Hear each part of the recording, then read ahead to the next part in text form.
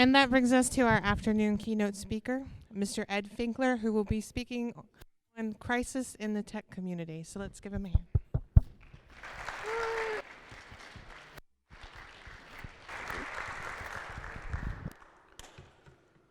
What up? You're supposed to laugh because I did something funny. All right. So yeah, this talk is called Stronger Fear, Crisis in the Tech Community, or Mental Health in the Community, whatever I decided to name my slides at that time in the last 5 minutes that I was working on them. And we're all here at PHP World, and I want to thank, you've seen this before, but I'll show it to you again. I think it's really cool that there's a lot of folks who think that the community work that we do here is important. And I think that's something that we should thank them for, and I really appreciate that. And I wouldn't be here, and we wouldn't all be here if they weren't here. So, go thank them. Most of them are around here. Go walk around, say hi, stuff like that. So who am I? My name is Ed Finkler. I'm a dad, and I'm a husband. I'm a web developer. Been a web developer for about 20 years. I'm an occasional musician. I'm a big nerd. There's a bunch of things that I am. I also have a mental illness, or actually I have a couple. I've been diagnosed with 2 different things. It's very scary. They call that comorbidity. It's terrifying sounding. It just means you have 2 things. Now, I am a person. I am not a licensed health professional, mental health professional. I'm not a doctor. I'm not a psychologist or psychiatrist. I'm not necessarily an expert on mental health. I am certified in something called mental health first aid that I'll talk about in a minute. But I'm here to talk about what it's like to have a mental illness, or a couple, from my perspective, the perspective as a web developer, and to talk about how mental health affects our community and our industry. So we're going to get into that a little bit. Now I want you to start shaking your arms up there a little bit. You're going to need to warm it up because I'm going to be asking you some questions, and I'm going to have you raise your hands because this is a participatory talk. I know you're thinking to yourself, I'm sitting in the back, it's all circular, I don't need to pay attention, I'm looking at my email. I see you guys right there looking at your email right now. You're going to need to raise your hand. I'm going to ask you some questions. How many of you need glasses or contacts to see on a regular basis? Most of us. Yes, I'm glad to see. He's not paying attention. I can see that most of the I can see I can see that most people here have to, and there's a few genetic outliers around here, but the vast majority of people, after we get to be a certain age, human beings' eyes stop working as well. And we have to do stuff so that they can see better, so they can cope in society. Now I'm curious, I want you to raise your hand if you are afraid to tell people that you wear glasses or contacts. Anyone? Usually there's some smartass who says yes. Yeah, Larry, I couldn't. Yeah, that's the Garfield I know. Have you ever had anybody tell you, raise your hand if this is the case, you ever had anybody tell you, have you tried harder seeing? Has anyone ever done that to you? No, no one has. All right. Have you tried squinting? Has anyone suggested that? Okay, somebody has. I'm very sorry. Very sorry, Sean. That's a terrible life experience. That's traumatic, and I apologize on behalf of the entire human race for that experience. Now, diabetes. My dad and my brother both have diabetes. I'm pretty screwed in that respect. As we get older, strangely, more and more of my friends develop type 2 diabetes. Strangely. Now, my dad and my brother had that. And I'm curious, diabetes is something that a lot of us deal with. It's a thing that, if not treated, it can be fatal. But if it's treated effectively, we'll get along okay.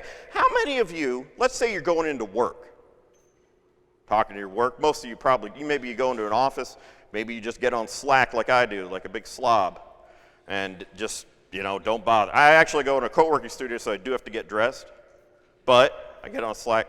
Let's say the topic of diabetes comes up in conversation. Maybe not like, how was your weekend, diabetes, but the kind, like, this is something that I'm dealing with. Somebody brings it up. How many of you would be comfortable with the idea, relatively speaking? I would like you to raise your hand if we would be comfortable discussing diabetes in the workplace. Doesn't mean you have to be excited about it, just comfortable. So most people. All right. Now, cancer, I lost my brother to cancer, and it was very, very, very tragic and unfortunate. He was much older than I was. But cancer is something that touches so many of our lives. I think most of us either know someone who has or have dealt with it ourselves, or we're going to, unfortunately. We talk a lot about cancer in our society. We talk a lot about different kinds of cancer. We talk about some, we have entire months dedicated to it, and people wear pink and solve problems somehow that way. And that's something that we deal with. It's a scary thing. It's a thing that is difficult to deal with. We lose lots of our brothers and sisters, our family members, our friends, our colleagues to this. How many of you, again, you wouldn't necessarily be excited about it, again, not like, hey, my weekend was awesome, also cancer. But how many of you would be okay if it came up in conversation, say in the workplace? So most of us. Again, maybe not the thing you lead with when you're saying hello. How about talking to your boss? Would you feel okay talking about that kind of thing with your boss? I mean, if it came up, hey, it just sucks. My brother's, he's sick. A lot of you probably would, yeah. Now, I want to ask you, how many of you would feel comfortable talking in that, so let's say, again with your boss, I want you to raise your hand. How many of you would be comfortable talking about mental health with your boss? So far fewer, that's interesting. How about with a colleague? Yeah, some more, that's good. I noticed the hands don't shoot up as quickly as they did before. That's interesting. How about a friend or a family member? Some more people, but not exactly excited about it. And I think that's interesting. And I think it's interesting, keep this in mind while we're talking about this stuff. I want you to keep in mind how we feel talking about very serious illnesses, what we're okay discussing and what we're not okay discussing, and why is that? So I want to talk about my diagnoses, the things that I deal with when we're talking about mental health stuff. And I have a couple things. I have something called generalized anxiety disorder. Now that is kind of a catch-all thing for, it's not a specific anxiety disorder. I have sort of generalized anxiety disorder. Now for me, the way I describe it is I have fight or flight reactions when it's not appropriate. An appropriate time to have a fight or flight reaction is if a lion is going to eat me. This is an appropriate time to have a fight or flight reaction. I need to either roundhouse kick this lion, which I think we all understand what that's like, or I need to run like heck. Get away from this lion. This thing is going to eat me. This is an existential crisis. We need to figure this out quickly. That is an appropriate time to have a fight or flight reaction. It is not appropriate to have that when you're walking into a bar that you've never been to before and you're supposed to meet your friends there. And I've had that experience. I've had that experience where I said, I don't know what it's like going to be in there. I don't know what the rules are like. It'll be weird when I walk in and people are all looking at me and maybe I should just go home and leave. And I have done that, gotten into my car and driven home. Because I was so freaked out by that notion. It's not appropriate to have that reaction when I say, well, the easiest way to get there is you take the bus. I am dead scared to take public transportation. I don't know the rules. I got to tell you, they do bad onboarding with public transportation. I don't know what you process. Most of you probably work in web stuff. You know onboarding processes for getting people up to speed with how they use your systems and things like that. Not usually great examples of onboarding when it comes to public transportation.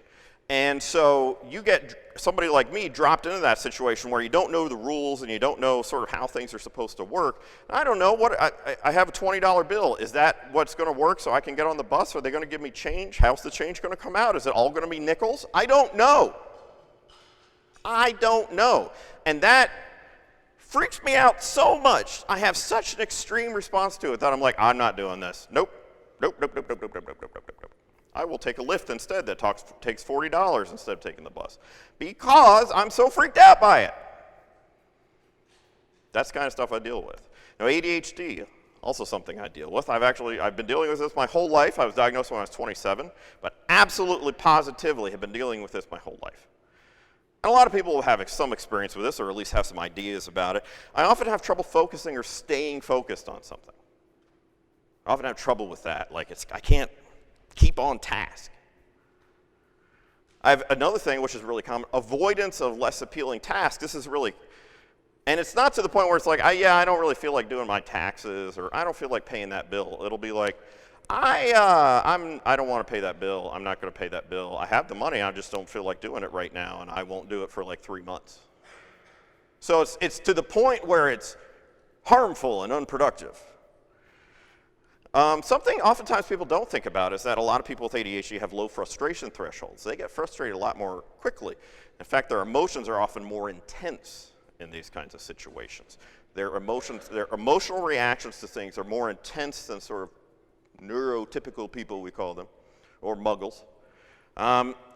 You have these kind of really intense reactions. So something goes badly, something goes wrong, something, especially if like the expectations about what's going to happen for me change last minute, even not last minute, just change suddenly, I get very uncomfortable and I get very upset.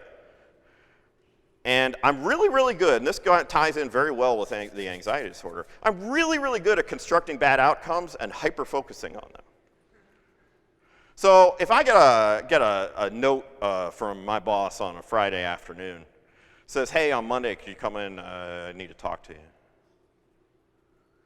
And I will assume I'm getting fired. So the whole weekend, I will work with that assumption in place, and I will construct a scenario where I will financially be ruined, I'll lose my family, we will lose our house, we will be homeless, everyone will abandon me, I will be alone forever. Then I come in on Monday, I'm super freaked out, I've been stressed the whole time, my body aches, I've hardly slept. Hey, so did that project go okay? Yeah, that one, yes. That was good. That was good, yeah. And that's all that happened. And that has happened more than once to me. Has happened more than once to me. Now, I take medication every day. I take a bevy of 4 or 5 different things, 5 things, I guess, I take every day. And I take those for both things that help with ADHD and things that help with anxiety issues. And I take those things. So I do drug therapy, they might call it. I also see a therapist, or talking therapy. I talk through some stuff. So about every 2 weeks, I see my therapist. And with my therapist, I work through, going back over how things have been the past couple weeks, incidents that came up where stuff happened in a way that I wasn't really happy with how it went. Like, this was not good, this was sort of unproductive, this was unpleasant, this made me unhappy, this made other people unhappy. And how can I, and we try to figure out how and why I do those things that I do, and come up with strategies to address those so that I address them in a different way so I don't keep doing the same stuff over. So in this sense, my therapist is kind of like a bit of a coach, a bit of a trainer, helps me figure out sort of different ways to deal with stuff.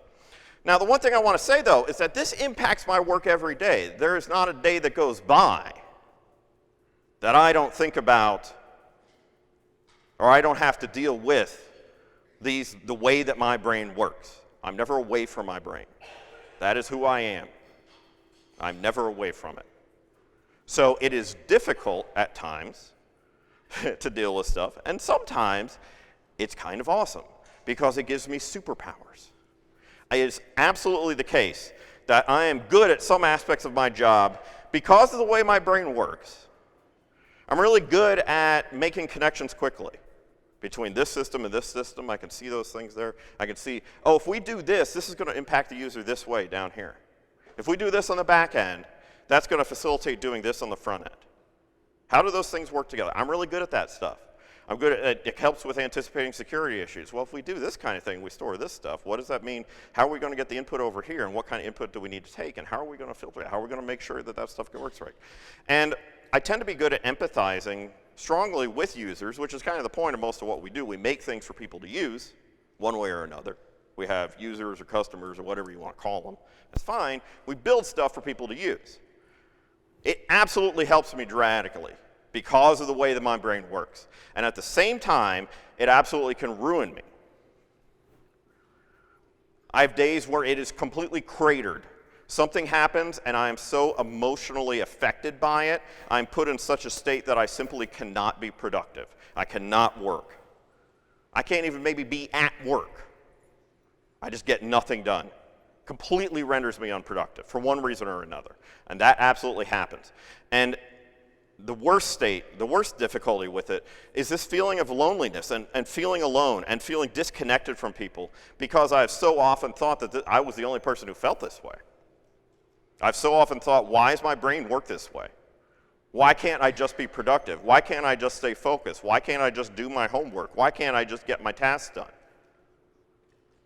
And you think to yourself, it seems like everybody else is able to do it. Why can't I? Maybe I'm not made for this world. Maybe I don't work. Maybe I'm just fundamentally broken. And you feel like you just always screw up, you always fail, and you feel like everybody I love is going to grow tired of me and leave. And I felt that a lot. But the thing is, there's a lot of people who feel like that. And that's why I'm up here, and that's why I'm talking about this stuff. How does this affect us? Now, if we look at it in a general population kind of way, 1 in every 5 people in the United States is dealing with a mental health disorder at any given time. 1 out of 5, that's 20% of the population. That's the general population. That's everybody. That's not just developers, that's everybody. That's a pretty solid number. You're going to see that all over the place. Most folks deal with anxiety disorder.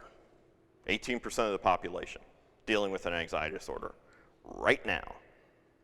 Right now. So are we that abnormal? No, actually, no. It's actually really common. There are way more, 20% of the population is, the percent of population that are developers, much, much, much smaller. It is very common. Very common. The World Health Organization did a study in 2004, and they released it in 2008, I believe, and it was all completed. It was this huge, it's a 160-page study you can go get at the WHO website.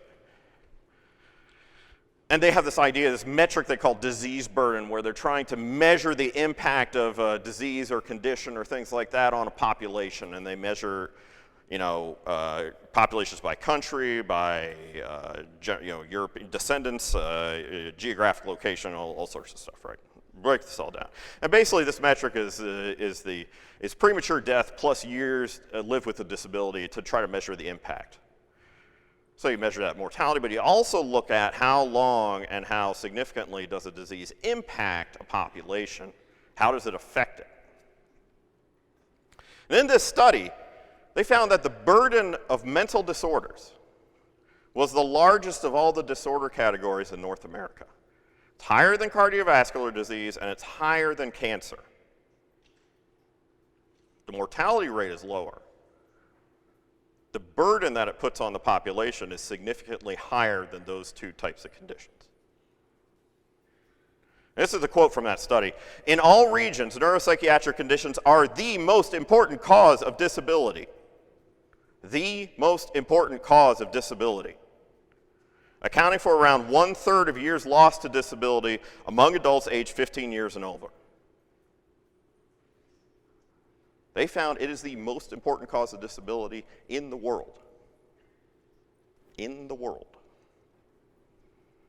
We look at economic costs. Let's just look at the U.S. and there's some numbers here. Sometimes these numbers can be a little fuzzy. You have to look at kind of how they come up with it, but it gives you an idea. Mental health conditions, the second leading cause of workplace absenteeism. Just looking at workers with depression, which is about, in the general population, 6 to 7%. Workers with depression lose 5.6 hours a week. Workers without it only lose 1.5 hours a week. Significantly higher, significantly higher. Depression itself, again, just looking at depression, about 6% of the population. $43.7 billion in absenteeism from work, lost productivity, and direct treatment. This costs us a lot of money. People are out of work because of it. People aren't there. Now, one of the things we do at OSMI is we did a mental health and tech survey, and we have results here for 2016. This is the first time I've shown this in a talk. We've updated it. The last stuff we did was in 2014. We have data now for 2016, and I'm going to show you some results here. Some interesting stuff. I'm going to look at 4 different questions. There's a lot we can get from this data. Some of you are data analysis nuts. We would love to have you volunteer. But here's some stuff that I can look at. Do you think that discussing a health issue with your employer would have negative consequences? And we asked, this is just people in the US, this is just people who are not self-employed. So this is stripped down a little bit. It's still about 800 to 900 people responding. For physical health, 72% of people said no. They did not think that there would be negative consequences for discussing a physical health issue. Only 4% said yes. Only 4%. Mental health, no is only 37%. Yes is 5 times as high. 5 times as likely that there'd be a negative consequence for discussing it. Now I want to compare that. These are the 2016 numbers. Let's look at the 2014 numbers. It's about the same. It's 5% fewer in 2016 and 2014. That could be just a difference in the survey. That's fine. I don't know if there's been progress. That's what we're looking at. A second question, a really important question. Would you bring up a health issue with your potential employer in an interview? Oftentimes people who are dealing with things, they have to gauge how an employer is going to deal with them. And if you do some research on ADA law in the United States, there's a lot of complexities to it. But in general, employers are not supposed to discriminate against people based on their health conditions, as long as some kind of what they call a reasonable accommodation can be made. With physical health, would you bring up this health issue in your employer? Only 24% yes, 36% said no, 40% said maybe. That's not surprising. People don't want to give any kind of negative connotation whatsoever. Potentially put them out of the running. It's very hard to prove discrimination based on this kind of thing. Very hard to prove it. So you don't want people any reason. They say, oh, maybe it's not a culture fit. Well, let's compare that to mental health. This is the 2016 numbers. Twice as many people say no. Only 7% said yes. They would be okay bringing that up. There has been some movement since 2014. In 2014, the numbers were significantly higher. I don't know if talking about this stuff has helped. I'm not sure yet. But we got about 3 times as more people to say yes, and significantly fewer people say no. That's interesting. A key thing, does your employer provide resources to learn more about mental health issues and seek help? In the United States, the employer is the primary conduit for health care. There have been some attempts to change that, but for better or for worse, where you go for health care, you got to go through an employer. So, does your employer provide resources to learn more about mental health issues, how to seek help? 2016 numbers, only 30% of people said yes. Only 30%, less than a third. 37% said no. A third said, I don't know, which is probably just as good as saying no.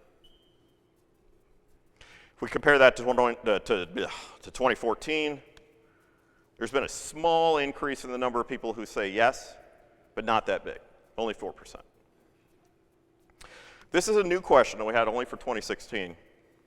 Do you feel that being identified as a person with a mental health issue would hurt your career?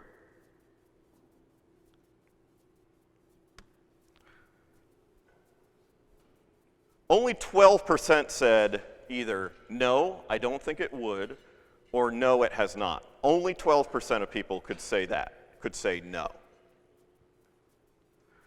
87%, 88% said yes or maybe. Think about that in the light of how seriously impactful these kinds of conditions are, and how willing you think people are going to be to seek help.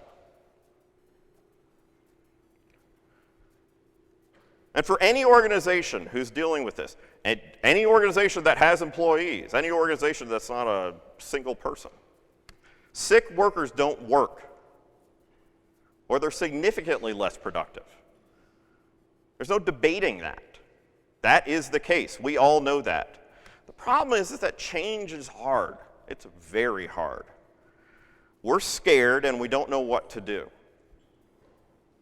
We might be afraid of endangering our workplace.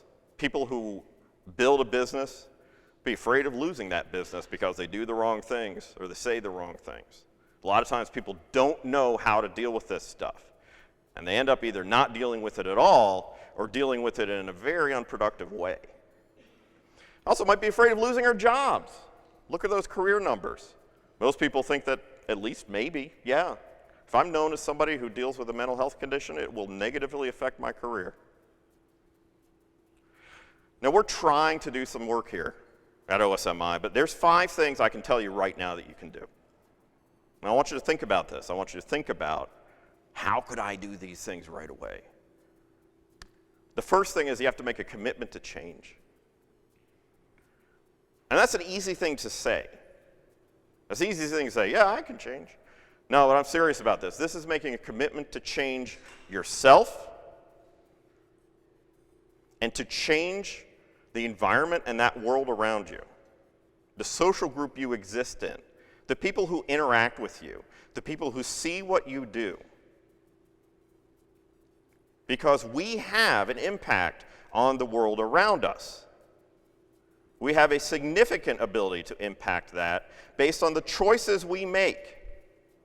Your social group and your workplace are significantly impacted by the choices you make of what to say, how to say things, to speak up or not speak up. Your workplace is probably the social group you spend the most time with. Probably not your friends or family, it's probably your workplace. Making a commitment to change that, to change how you choose in your way to represent attitudes about mental health. Second thing you can do is we have the OSMI handbooks. There are 3 handbooks we developed. 2 deal with ADA law specifically, but they're both for employers and employees. There's one for employers, one for employees, to talk about your rights and your responsibilities under the Americans with Disabilities Act. And the third handbook is about how to create supportive workplaces to promote mental wellness. We developed these with a psychologist and with HR professionals. And we give it away for free. It's Creative Commons license. And you can go get it right now. If you give us a little money, you can get it in an ebook format, and we'll use that money to keep doing stuff like this. But those handbooks, most of the time, you would have to pay thousands of dollars to have a consultant come in and talk to you about this. We're giving this stuff away for free because it's important. It's important that we change this. The third thing is, and I think this is one of the most important things you can do, is to take mental health first aid. This is a program offered in 22 different countries, the United States as well. I think I paid $50 to take it. It's a 1-day course. I even got a lunch. It was great. There were chips in it. It was a very good sandwich. Thank you. It was very good stuff, very good stuff. In some places, I know like in New York Metro, in a lot of cases you can take this class for free. This will help you identify people who are in a mental health crisis, and even if they're not, interact with them empathetically and encourage them to seek help. Does not tell you how to diagnose people because that is not your job. Does not tell you how to fix their problems because that is not your job and you're not qualified to do it. What it does do is tell you how to interact with folks in a way that is most likely to help them seek help, help them get help, find the resources that they need.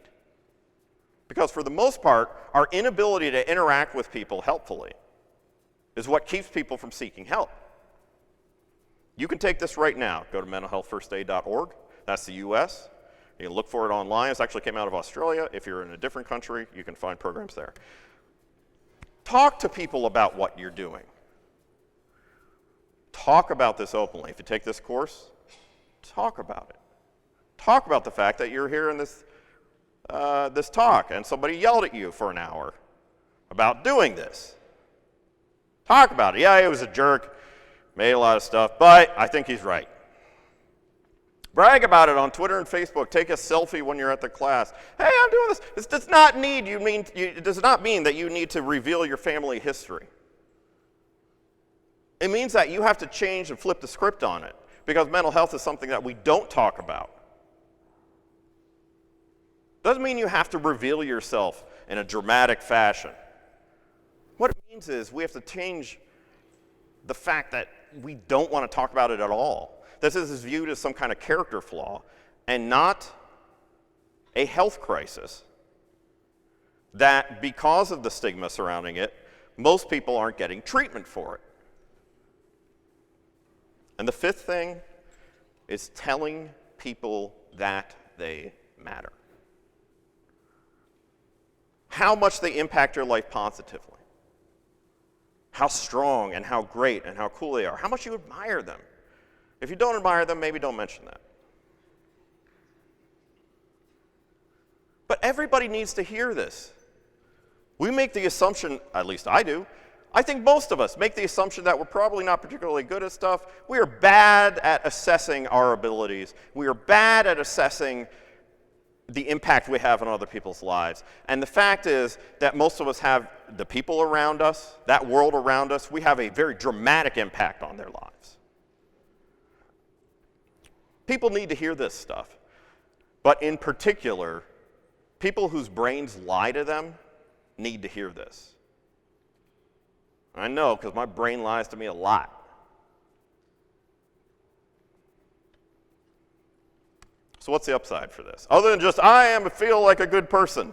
I am a good person, I feel like a good person. This is a great thing, that's great. Why try to change these attitudes? Particularly, why try to change workplaces? Why try to change that? Why? Because it benefits the organization and everyone in it. The fact is that mental wellness means better employees. It is selfishly in the interest of an organization to promote mental wellness, because they will get great upside from it and reduce problems. Employees feel valued and secure and work more effectively when employers demonstrate a commitment to their well-being.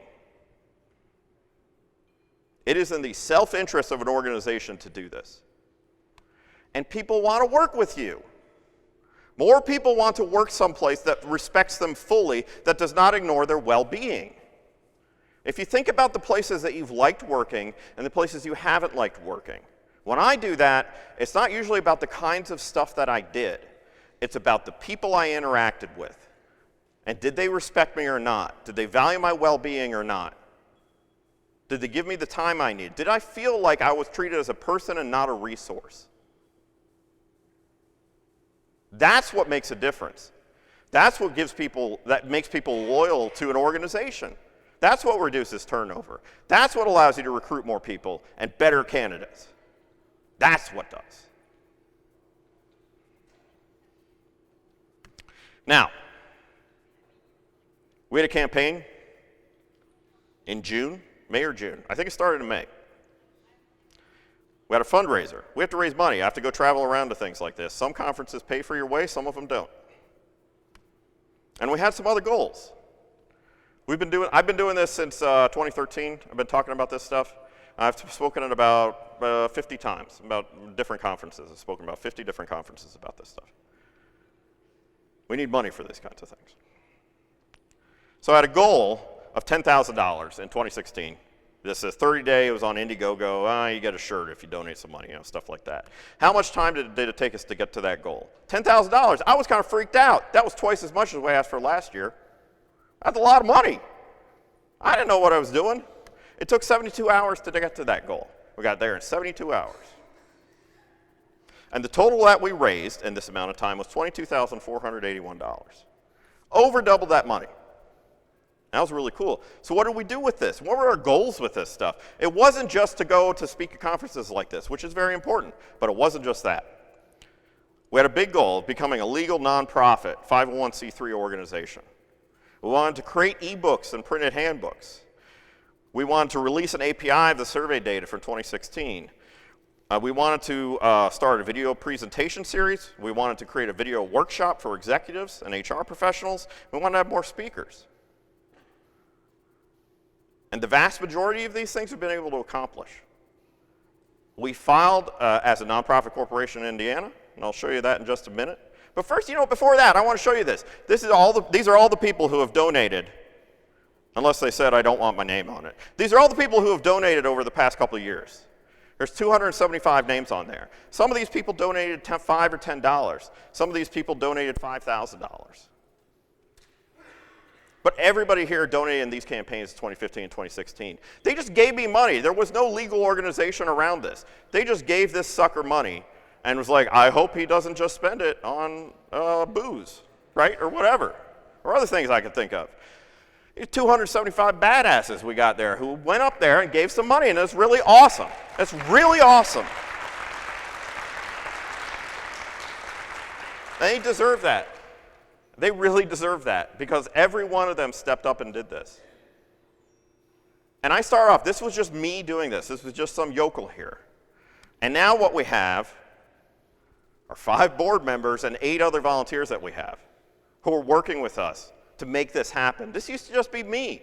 Now we've got a bunch of people who actually know what they're doing. I do not. We have a psychologist on board. We have a person with a PhD in organizational psychology who's one of our volunteers. This is huge stuff, and we have a ton of people who are active in this community and other open source communities who dedicate their time to doing this stuff, and we would not be here without these folks. There's a lot of people up here who are sitting in this audience, and I'm not going to make them stand up and all that stuff, but I am going to say this, that they deserve your applause too.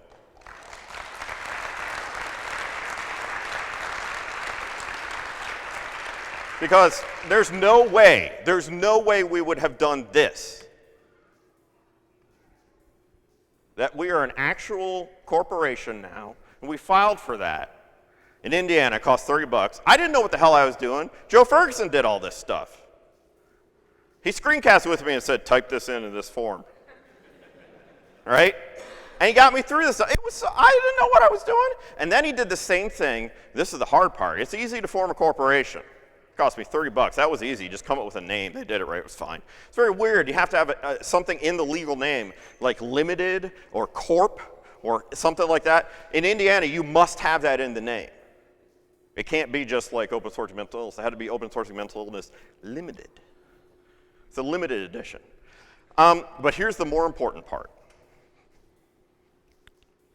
He guided me through paying like $275 or whatever for the IRS to file for 501c3 status. I don't know if anybody's ever done this, but you hear horror stories about it, about how hard this is to do, how long this process can take. I've heard people say they got quoted, yeah, we can do that for you. We'll get an attorney to work with you. It'll cost $10,000. We just paid the filing fee. And in 3 weeks, they sent us a letter that said, yep, you're confirmed. And that was amazing. I don't know why. I don't know if somebody was just sick of their job, but it happened. So we're a legal entity now. All the donations you give to us, they're tax deductible. It's awesome. We don't have to pay income tax on stuff. Well, most stuff is complex. So you talk to Joe, he'll know. We have the Mental Health and Tech 2016 survey graph and API. All of our stuff is in a graph database. We are working on an API. It's a hypermedia API. There's stuff you can do right now. You go to kaggle.com/OSMI. You can do data analysis on this stuff. If you want to contribute to the project itself, go on GitHub. We've got it all up there. All this stuff is open source. I even wrote some README stuff. Like documentation. Who does that?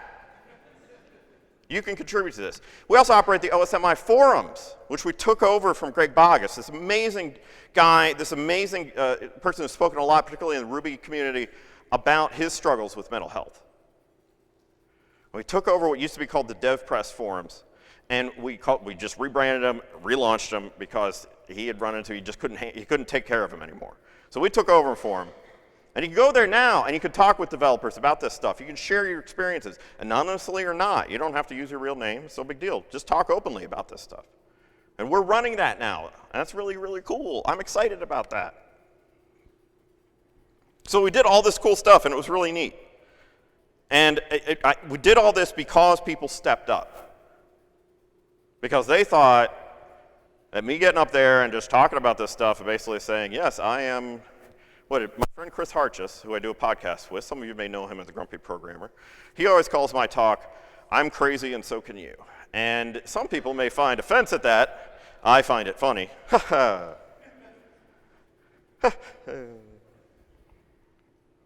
He says that, and we step up for this. But there's an interesting thing about this. Sometimes people wonder, like, why do you call it open sourcing? Open source. What does this have to do with anything? What does it have to do with this? Why do you call it open source?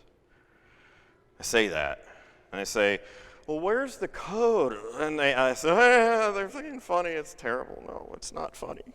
I hate it, and I get mad. It's not their fault. It's my problem, because I'm too hung up on myself. And I ask, where's the code? Here's the thing, though. Open source culture and open source community is not about code.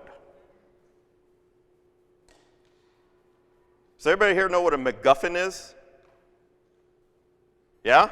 Raise your hand if you know what a MacGuffin is. All right. It's just a plot device. It doesn't matter what it is. It's just the thing that that puts people into action. Code is the open source community's MacGuffin.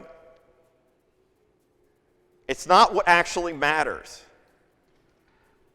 It's not what matters. It's not about the code. It's about learning and sharing together. And it's about growing together. And it's about open arms and open minds. And it's about an open hand that reaches down to help the next person pull themselves up. That is what open source is about. That is what open source community is. That is what open source culture is. That's why we're here. Yeah. And here's the best example I can think of. When did I first talk about this? I talked about this at PHP Tech 2013 in an unconference session. Everything else I'd done up before this was talks about, like, PHP and JavaScript. They taste great together. Stuff like that. And in May 2013, I drove up from my house in actually I was in Lafayette, Indiana at the time, and drove up to Chicago and gave this unconference talk at PHP Tech. It's the first time I talked about it. First time I talked about it. And it's grown into something huge. I've done about 50 conferences since then. And all of OSMI's success is based on open source culture. All of it.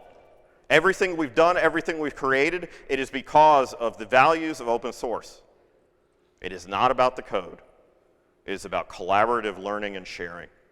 That is what it's about.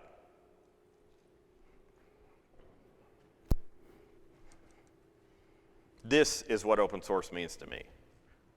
Nothing has ever defined it as clearly, as substantially, as satisfactorily as doing this. So I've given you a bunch of stuff. I know it's getting close to time, or even over. But I just want you to think about something for a moment and try to get to the heart of the matter of this stuff about mental health, about the things that we struggle with, about the impact that it has. And I want to refocus this. It's just something I want you guys to think about. I want everybody here to think about it. You folks, think about this.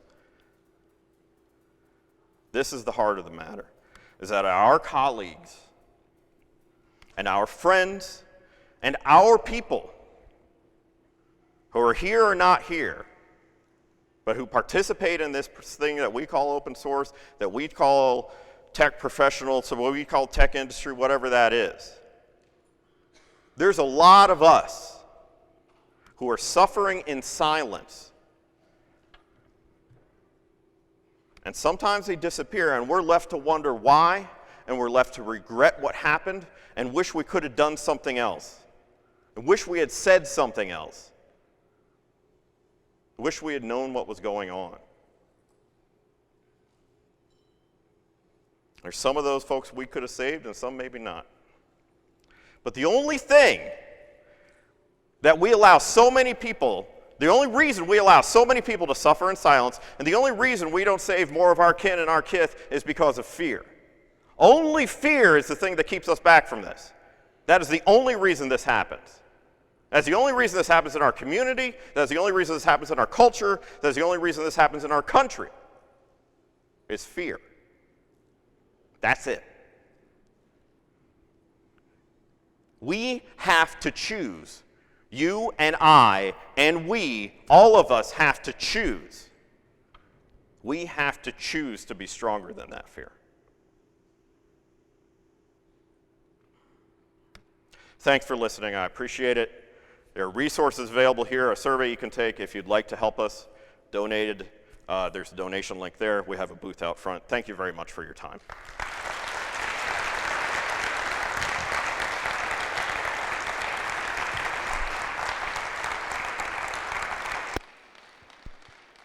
Thank you very much, Ed.